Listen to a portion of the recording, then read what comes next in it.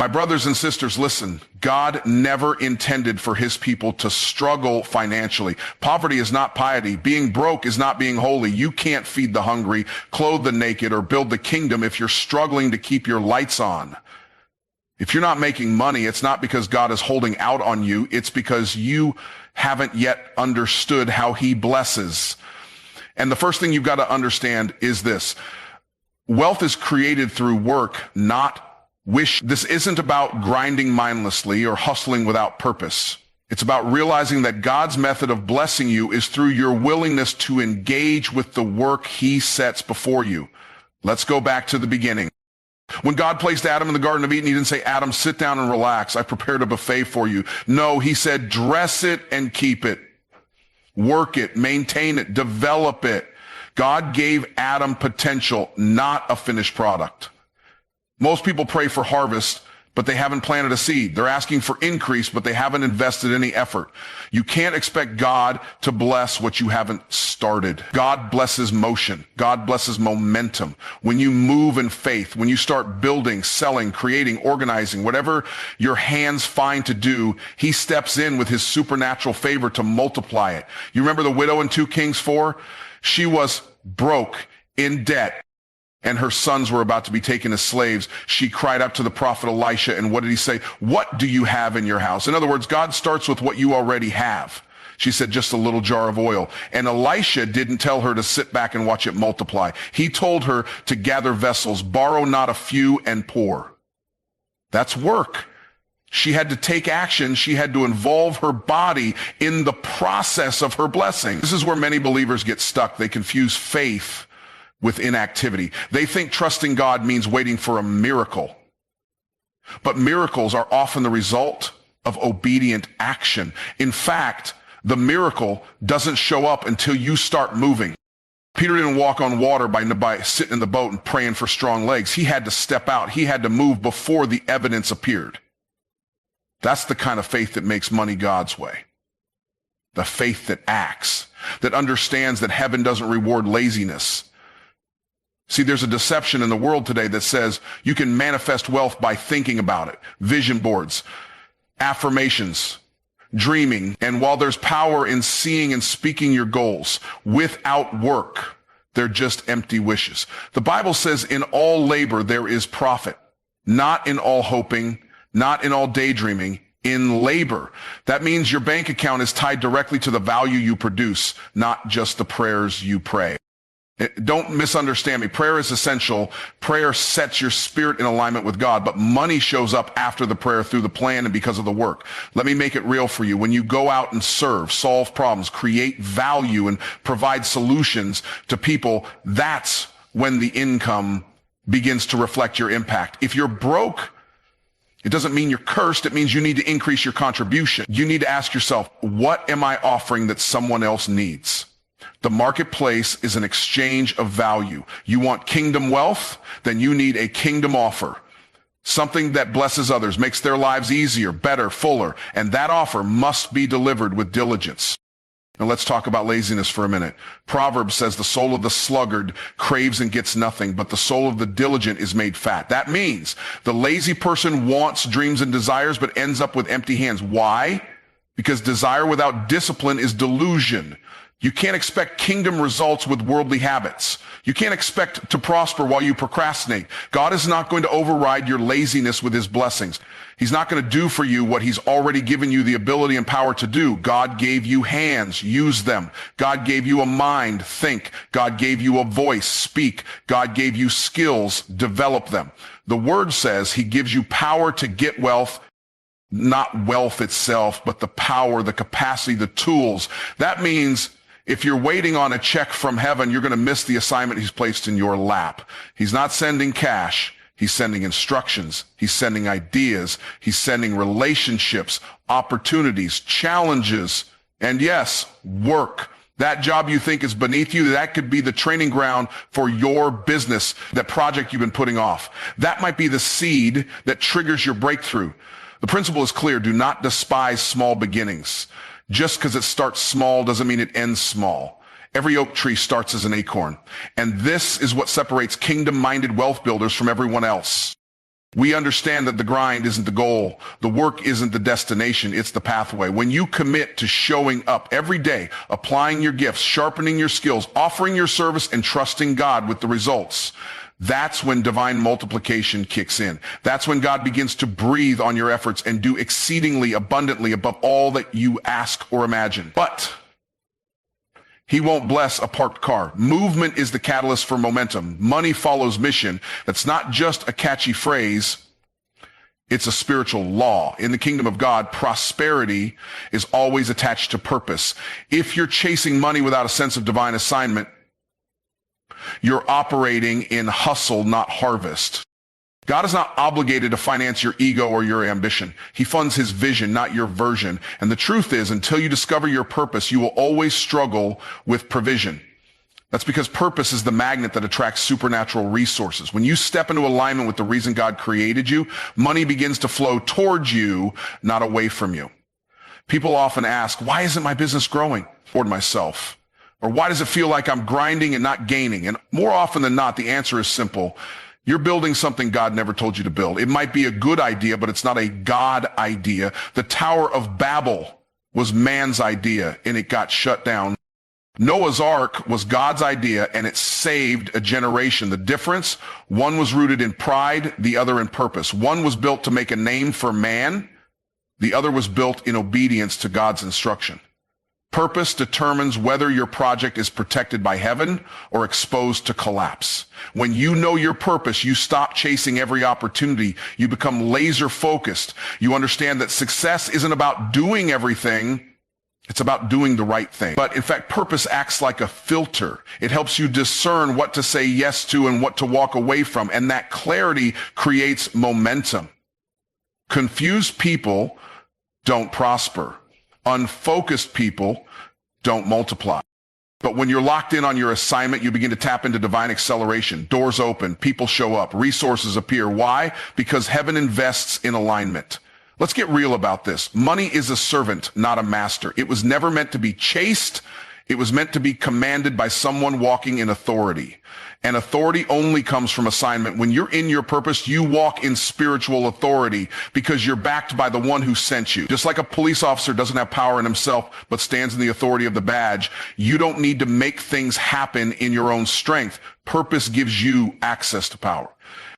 When you move on God's instruction, the weight of the kingdom backs you up. Look at Jesus. He wasn't wealthy in the traditional sense, but he never lacked anything. Why? Because he was always on assignment. He needed a donkey. It was there. He needed a room for the Last Supper. It was provided. He needed provision for his ministry, and women of wealth supported him. That's what happens when you walk in your calling. Supply follows vision. It doesn't precede it. Too many people are waiting for the money before they start the mission. But God says, start moving and the money will meet you on the journey. The widow of Zarephath had one meal left. She told the prophet Elijah, I'm about to prepare it for me and my son that we may eat it and die. And what did the man of God say? Make me a cake first. That sounds harsh until you understand purpose. Elijah wasn't being selfish. He was positioning her for supernatural provision. Her purpose in that moment was to sustain the prophet. And because she stepped into that role, her flour and oil never ran out. When you prioritize your assignment, you activate the flow of abundance. It may not make logical sense, but God's economy operates on obedience, not opinion. Purpose is also the answer to burnout. People think they're tired because they're doing too much. But the truth is, they're doing the wrong things. Nothing drains you faster than building something you weren't called to build. But when you're in purpose, even long hours feel light. There's a supernatural energy that comes from alignment. You wake up with passion. You go to bed fulfilled. You don't dread Monday. Why? Because you know you're walking in what God created you for. Let's talk business for a moment. If you're an entrepreneur, your purpose should be at the core of your offer. You're not just selling a product. You're solving a problem that aligns with your God-given calling. And the more clearly your business reflects your assignment, the more magnetic it becomes. Customers can feel the difference between someone who's in it for the check and someone who's in it to change lives. And here's the secret. The one who's focused on changing lives will make more money than the one who's chasing checks. Why? Because transformation is more valuable than transaction. and people will pay gladly for solutions that carry purpose. Your purpose isn't just for Sundays, it's for the marketplace. It's for the boardroom, the stage, the classroom, the sales call, the strategy session. Wherever you show up, you should carry the weight of your assignment. That's what sets you apart. That's what makes you a light in dark places. You weren't put here to blend in. You were put here to stand out, to make impact, and to bring kingdom principles into the places that need them most. Purpose gives you identity. It gives you direction, and it gives you provision. When you find your purpose, you don't need to fake it, force it, or fear it. You just walk in it because you understand that everything you need is already assigned to your assignment. The people, the platforms, the partners, they're all waiting on you to step into your lane. Not hustle harder, just obey quicker. And as you do, you'll discover that money is no longer elusive. It's a byproduct of mission. It's the fruit of following the voice of God in your life. The size of the problem you solve determines the size of the reward you receive. That's a kingdom law, a marketplace law, and a spiritual truth. God didn't create you to exist without impact. He wired you to be a solution in motion. Too many people are praying for financial breakthrough while avoiding responsibility. They're asking for overflow without offering value. But God's system is one of exchange. The world doesn't pay you for what you know. It pays you for what you can fix. When you begin to solve bigger problems, you unlock bigger provision. That's not greed. That's design. Proverbs says, a man's gift makes room for him and brings him before great men.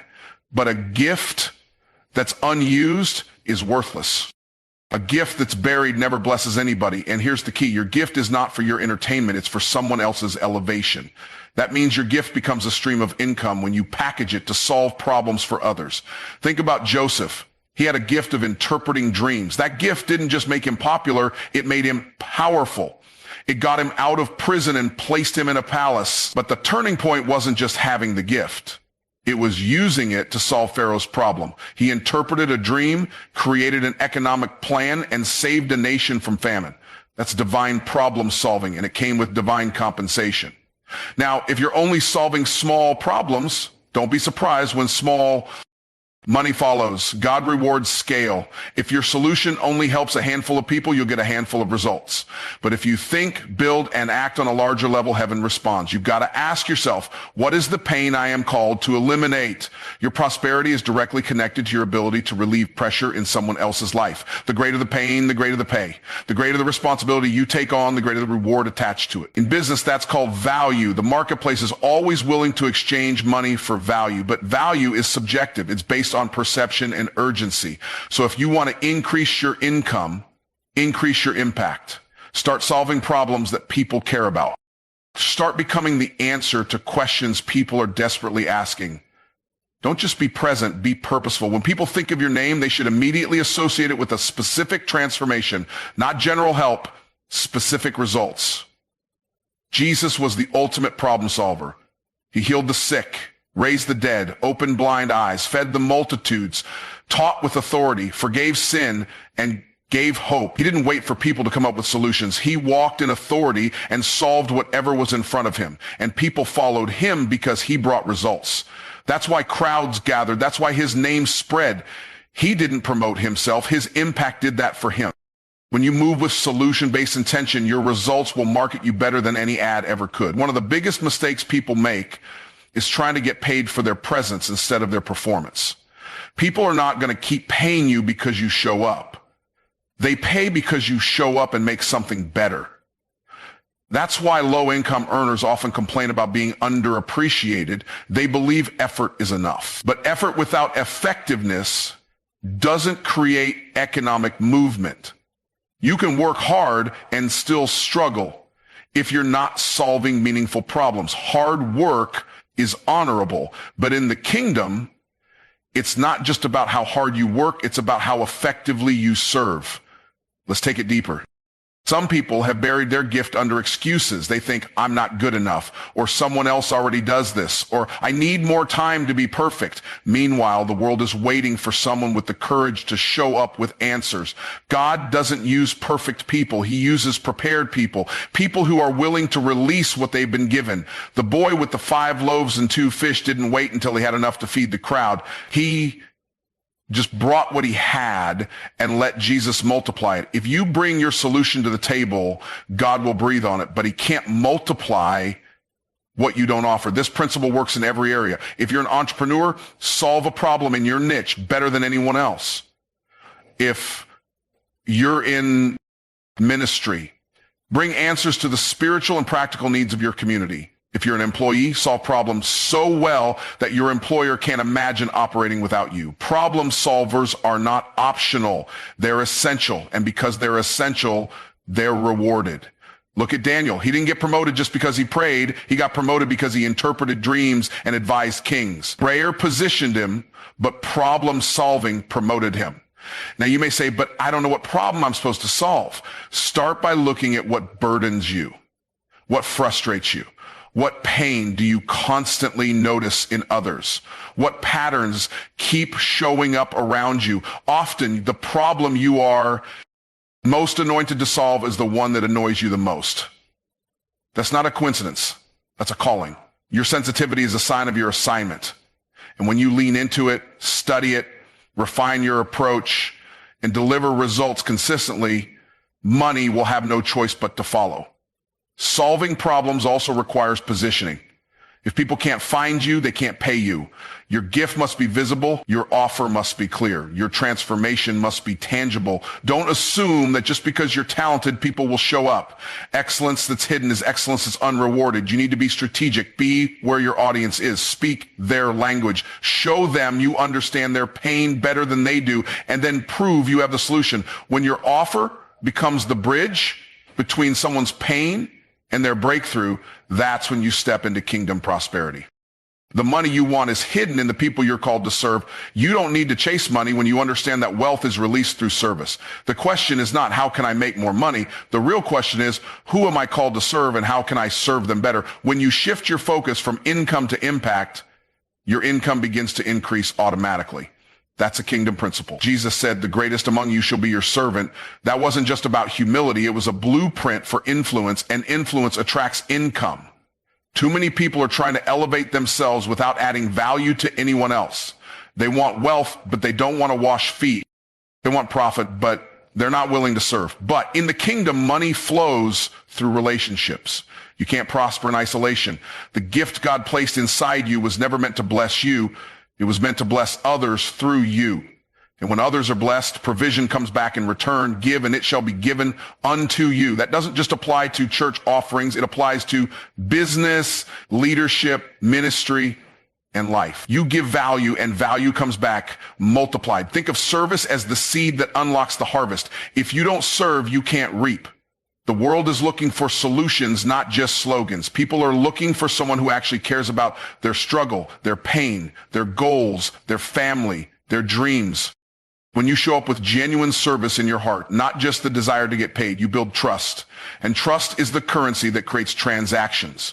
The level of service you give determines the level of income you receive. That's not theory, that's truth. Let's take a look at the parable of the Good Samaritan. The priest passed by, the Levite passed by, but the Samaritan stopped. He noticed the need. He met the need, and he paid the price to make sure the wounded man was taken care of. The point of that parable is deeper than kindness. It's a kingdom lesson on the posture of service. You have to see people, not just see opportunity. You have to be moved with compassion, not just driven by commission. When you truly serve, heaven takes notice and heaven funds it. There's a principle I call value perception alignment. People don't just pay for your service, they pay based on the level of value they perceive from that service. That means it's not enough to just be good. You must be intentional in how you deliver, communicate, and position your value. If people don't see the transformation you bring, they'll undervalue you. But when you package your service in a way that elevates their perception of its impact, they're willing to pay premium prices. This is not about manipulation. It's about clarity. It's about showing people the true worth of the solution you carry. And here's what's powerful. The more people you serve, the more income you generate. It's simple math. If you solve a $1,000 0 cents problem for 10 people, you've made $10 0 cents. But if you solve a $1 0 cents problem for 10 people, now you've made $1 million 0 cents. The difference isn't in the complexity of your service. It's in the scale of your service. You don't always need a new offer. You need to expand your reach, and you do that by refining your message, sharpening your skills, and increasing your visibility. Service that is scalable is service that is profitable. Now, don't confuse servanthood with slavery. Serving people doesn't mean letting people abuse your boundaries. It doesn't mean undercharging or over-delivering to the point of burnout. Biblical servanthood is rooted in strength, not weakness. Jesus washed feet, but he also flipped tables. He served with power, not with passivity. Your service should come from a place of overflow, not obligation. When you serve from overflow, you're not depleted, you're invigorated, and that kind of energy is magnetic. People are drawn to the light of someone who loves what they do and does it with excellence. Excellence in service is also a reflection of kingdom citizenship. You represent a God who does all things well. So when you serve, you're not just representing yourself, you're representing the king. Sloppy service is a poor witness, but when you serve with excellence, when you pay attention to detail, when you deliver more than expected, you create an experience people don't forget. An unforgettable service creates loyal clients, referrals, and a reputation that prints money. You've also got to understand that different levels of service require different levels of self-development. You can't serve kings with a common mindset. You can't reach million-dollar clients with $5 habits. If you want to serve on a high level, read more, pray deeper, study your craft, surround yourself with excellence, invest in your personal development. Why? Because you can only serve others to the level you've built yourself. If you're stagnant, your service will be too. But when you grow, your capacity to serve grows, and so does your income. Some people think serving others means giving everything away for free. But service and charity are not the same thing. Even Jesus received support from those he served. The women who followed him gave financially to sustain his ministry. That means when people are transformed by your service, many of them will want to sow back into you. And when they do, it's not just business, it's divine reciprocity.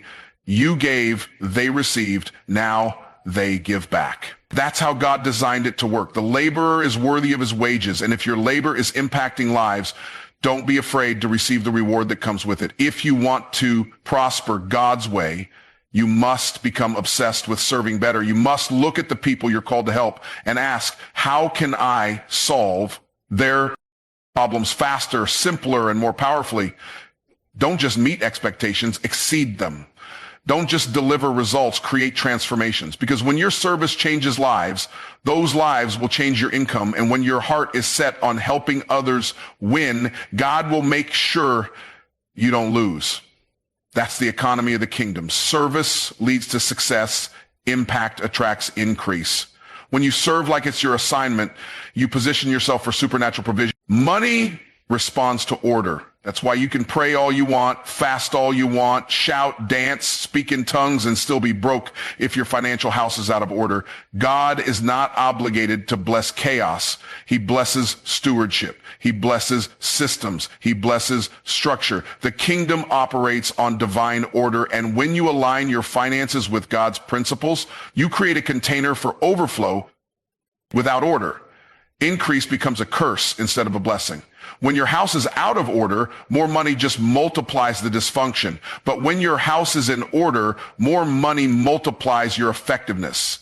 You don't need more money to get your life together. You need to get your life together so God can trust you with more money. He doesn't give seed to squanderers. He gives seed to sowers. So the first thing you have to do is take inventory. Where is the disorder in your finances? Are you budgeting or just spending? Are you investing or just consuming? Are you stewarding your income or leaking it through mismanagement? You can't fix what you won't face, and you can't multiply what you haven't mastered. God is not going to violate his own order to bless your disorder. Look at the feeding of the 5,000. Jesus didn't multiply the loaves and fish while they were scattered all over the hillside. He told the disciples to have the people sit down in groups. He brought order first. Then he lifted the food to heaven, blessed it, and multiplied it. The miracle didn't come until there was structure. Because if God multiplies something you're not prepared to handle, you'll waste the increase. The system has to be in place before the surplus can be sustained. That's why most people don't have a money problem. They have a structure problem. They're praying for God to do something miraculous while ignoring the mess in their finances. Some people are anointed but broke because they spiritualize dysfunction. They think being called excuses them from being organized. But disorganization delays destiny. You can't fulfill $1 million calling with 10-cent habits. If your money is messy, your mission will always feel like a struggle. And it's not the devil blocking you, it's your lack of stewardship. You don't need another miracle. You need a money management system. You need to know where every dollar's going and why it's going there. Because if you can't manage thousands, you won't manage millions. Stewardship qualifies you for increase. God told Adam to tend and keep the garden. That was before the fall. That means stewardship is not a result of the curse. It's a reflection of dominion. Ruin starts with responsibility. You want to walk in kingdom wealth, then you need to treat your finances like a garden. Cultivate it, protect it, multiply it, eliminate weeds, prune what's not producing. That's order. And order creates the environment for growth. Now, there are people praying for new seasons, but refusing to clean up their current season. God doesn't operate on confusion. He operates on alignment. When you get your money aligned with his word, his spirit, and his strategy, supernatural provision becomes a byproduct of divine order. One of the first things you must establish is a vision for your money. Money without purpose has no direction. And if it has no direction, it will drift. That's why people who get sudden wealth often lose it just as fast. They had provision, but no vision. You need to know why you want more money, not just more stuff, but more purpose, more impact, more reach, more legacy. When your money has a mission, God will fund the mission. You need a financial plan that reflects your assignment, not your appetite. A lot of people confuse lifestyle with purpose, and they end up broke trying to look blessed. Then you need priorities. What comes first in your money flow? Is it tithing? Is it saving? Is it investing? Is it spending? Your habits reveal your hierarchy. If you spend before you give, you've already declared what's most important. Headlam order always begins with giving. Not because God needs your money, but because giving breaks the grip of greed and puts you in the flow of divine economy. When you honor God with the first, he blesses the rest. But when you rob God and then wonder why you're living under financial pressure, the answer is not mysterious. It's misaligned priorities. Bring order to your first fruits and you'll begin to see provision released in every other area. Now after priorities comes discipline. Consistency is the engine of wealth. Most people don't build wealth through windfalls. They build it through wise decisions repeated over time. That requires systems. That requires self-control. That requires saying no to instant gratification so you can say yes to generational impact. Discipline isn't sexy, but it's effective. Budgeting isn't fun, but it's freedom. Wealthy people don't guess, they plan. They don't just pray, they prepare. Discipline is not about deprivation. It's about direction. When you direct your dollars with diligence, you position yourself for multiplication. You don't wait for overflow to start acting like a steward. You become a steward and overflow comes looking for you. And finally, you need boundaries. Every dollar you spend is a vote for the life you want to live. If your money has no boundaries, your life will have no margin. You'll be rich in revenue, but poor in peace. You need to set limits on what you consume, what you give, what you invest, and who you allow to speak into your financial decisions. You can't follow broke advice and expect wealthy results. Protect your financial atmosphere. Stop loaning money to people who abuse your generosity. Stop buying things to impress people who aren't paying your bills. Stop sabotaging your future to soothe your feelings. That's not faith. It's foolishness. God wants to bless you, but he also wants you to grow up because when you mature, you multiply. When you order your life according to his principles, you attract provision not by chasing it, but by becoming a vessel he can trust to carry it. Money moves at the speed of revelation. It's not just about hustle. It's not just about grind. It's about grasping the truth that unlocks overflow. And the truth is this, you are already wealthy, but you have to become who you need to be in order to receive what's already been released. The problem is never with the promise. The problem is with positioning. God has already declared the end from the beginning. He's already spoken increase, abundance, dominion, multiplication. But you have to elevate your identity to match the level of blessing you've been assigned to walk in. Because the wealth is real, but it's reserved for the version of you that's willing to grow. Too many people are asking for more before becoming more. They want $1 million harvest on a $10 mindset. They want divine provision while operating in doubt, fear, insecurity, procrastination. But heaven responds to identity. Before God blessed Abraham, he changed his name. Before Joseph sat on the throne, he had to develop the character that could handle the weight of the crown. Identity precedes increase. If you want what God has for you, you must step into who God says you are.